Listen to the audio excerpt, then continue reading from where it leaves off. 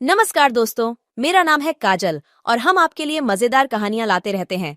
जो लोग नए हैं वो हमारे चैनल को जल्दी से सब्सक्राइब करें और वीडियो को लाइक और शेयर जरूर करें। चलिए कहानी को शुरू करते हैं। कहानी का नाम है रास्ते में मिली चुड़ैल। इस कहानी में हम पढ़ेंगे कि कैसे एक लड़डेचके को रास्ते में एक चुड़ैल मिलती है और उस लड़डेचकी की जिंदगी कैसे बर्बाद होने। बहुत पुरानी बात है। गोपाल नाम का एक लड़डीडीडीएच का था। वह बहुत ही गरीब था। उसके परिवार में कुल मिलकर 5-6 लोग थे, लेकिन कमाने वाला कोई नहीं था। एक दिन गोपाल ने सोचा कि चलो मैं ही कुछ काम ढूंढता हूँ, शायद बाहर मुझे कुछ काम मिल जाएगा तो मेरा परिवार 2 वक्त का खाना तो खा लेगा। उसके बाद गोपाल काम की तलाश के लिए शहर चला गया। सुबह से शाम हो गई, लेकिन उसे अभी तक कोई काम नहीं मिला। मन उदास होकर घर जा ही रहा था कि एक आदमी उसके सामने आया और बोला कि तुम बहुत उदास दिख रहे हो। गोपाल ने बोला, मैं सुबह से काम ढूंढ रहा हूँ, लेकिन मुझे कोई काम नहीं दे रहा, इसलिए उदास होकर घर जा रहा। उस आदमी ने कहा कि मेरा एक कपड़े की दुकान है, वहां पर मैं तुम्हें काम दे सकता हूँ, बोलो मेरे पास काम करोगे? तो गोपाल ने झट से बोला, हाँ मालिक, मैं काम करने के लिए तैयार हूँ। तो उस आदमी ने बोला, ठीक है, कल से तुम काम पर आ जाना। इतना बोलकर वो चला गया।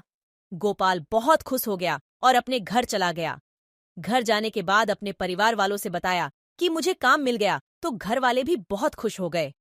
गोपाल ने दूसरे दिन से काम पर जाना शुरू कर दिया।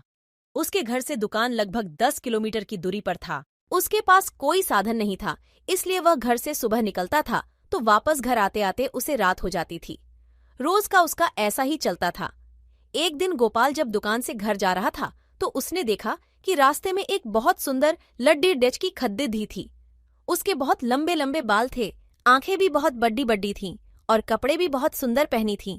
जब गोपाल उसके सामने आया तो उसे वह गोपाल को बार बार घूरने लगी। गोपाल ने एक बार उस लड़डीडीएचकी को देखा और अनदेखा करके अपने घर की ओर चल दिया। दूसरे दिन जब गोपाल काम खत्म करके घर वापस जा रहा था तो फिर वही लड़डीडीएचकी उसे उसी जगह दिखाई दी और वह फिर उसे घूरने लगी। फिर भी गोपाल ने उसकी तरफ पलट के नहीं देखा और अपने घर की ओर निकल पड़ा। वो उसके पास 1 मिनट भी नहीं रुका, क्योंकि गोपाल को उस लड़डीडीएचकी से बहुत डर लगता था और गोपाल डर के मारे थर थर कांपता था। वह लड़डीडीएचकी कई दिनों तक उसे उसी जगह दिखाई देती थी।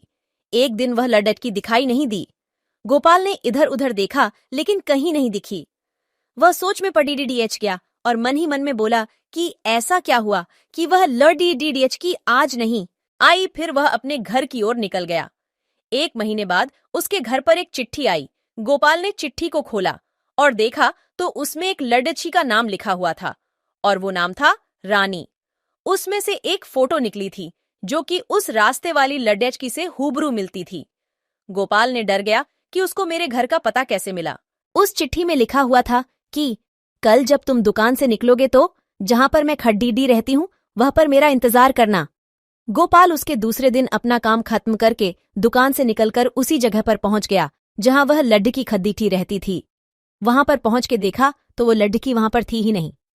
वह बहुत देर तक उसका इंतजार किया। तो गोपाल ने कहा कि मुझे रानी से मिलना है। उस आदमी ने बोला कि बोलो क्या काम है, मैं उसका पापा हूँ और बेटा उसे गुजरे हुए 2 महीने हो गए हैं। गोपाल जब इतना सुना तो उसके हाथ पैर कांपने लगे और वह सोच में पड़ीडीडीएच गया कि वह लड़डीडीएचकी तो मुझे रास्ते में मिली थी और उसकी चिट्ठी भी आई थी। तभी रानी के पापा ने उसे दिखाया कि देखो बेटा, उसकी तस्वीर पर माला पर डढ़ा हुआ है। इतना देखते ही गोपाल बहुत डर गया और भागकर अपने घर पहुंच गया। फिर उसने उस चिट्ठी को जला दिया। उसके बाद गोपाल बीमार रहने लगा। घर वालों ने बहुत इलाज कराया, फिर भी कोई फायदा नहीं हुआ। उसका काम भी छूट गया। गोपाल को अक्सर मरी हुई रानी का चेहरा सोते हुए नजर आता था। ये सब बातें जब गोपाल ने अपने घर वालों को बताई, तब घर वालों ने तांत्रिक बाबा को बुला के गोपाल का इलाज करवाया।